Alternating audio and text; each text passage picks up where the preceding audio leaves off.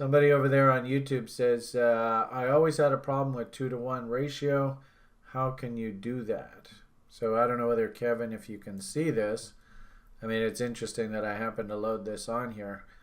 The way you're going to frame your 2-to-1 risk reward is based off of how much risk that you have to take. This is what they call a risk first approach. The very first thing I'm going to do is I'm going to say, well, that Beamish guy, because I always talk about him in the third person, he says you want to buy W's, right? And that means by definition, I'm going to buy that level there. And I'm going to, and really I think it's a good idea on these to risk to a break of the lows. A lot of new people to trading will risk to a break of that low, and we actually call that the noob stop, because a lot of noobs will put their stop there and they will get busted out. The silly markets, they do this all the time. They'll literally do something like that and then continue heading their way up.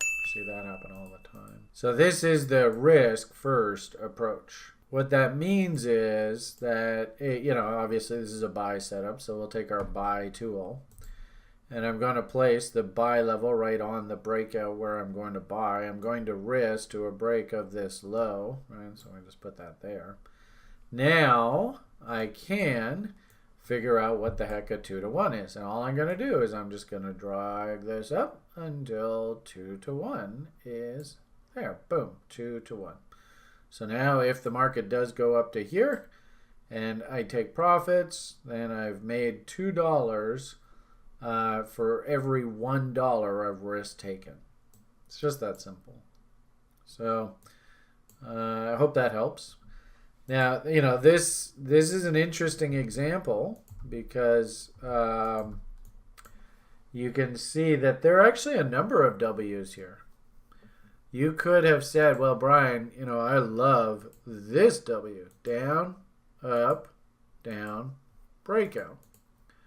So if you had bought this little W, which is perfectly valid, there's nothing wrong with that whatsoever. Risk first approach, I'm going to buy that level. Well, you can even just do a ray right off of this high here, right there. I'm going to risk to a break of this low. So in this particular case, take your little risk tool, the bottom, let's put it just below there so you got a little bit of wiggle room.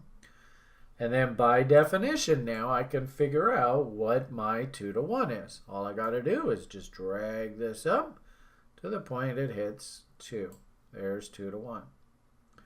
And at this time, if we were looking back, we would probably say things like, is this a realistic price objective? There is the trend line, high to high, confirmed by market structure failure. It's pretty straightforward. So looking for resistance up in this area makes perfect sense. Might even say, I actually, because this is bearish structure, I like the idea of hunting shorts. I mean, I don't know whether I would agree with that, but nonetheless.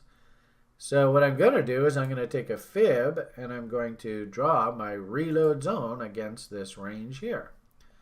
So quite literally what this is saying is 2-to-1, I'm expecting the market to rally into this reload zone, and I actually like the idea that should we get M tops and all that kind of fun stuff up in here, I might actually even get out of my longs and maybe strap on a short.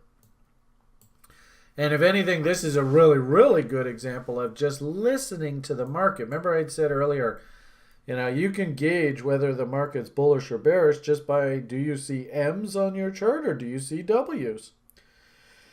And often in bearish this is a good example. Notice that this top is a V top. It's not an M. It's straight up, straight down.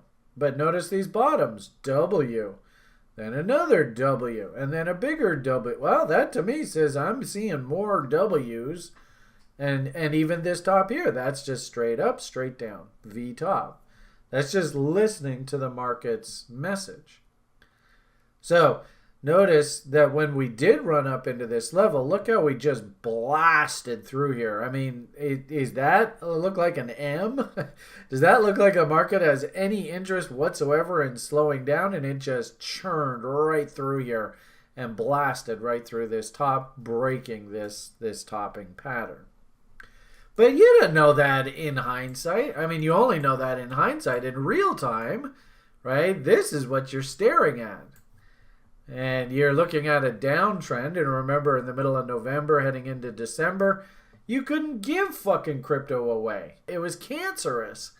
You know, and that stupid Sam Bankman-Friedman nonsense crap was all going around. So you see this W and you're like, you know what? I'm a risk taker. This is just what I do. If this W comes in, I got to take it. So how am I going to frame my trade?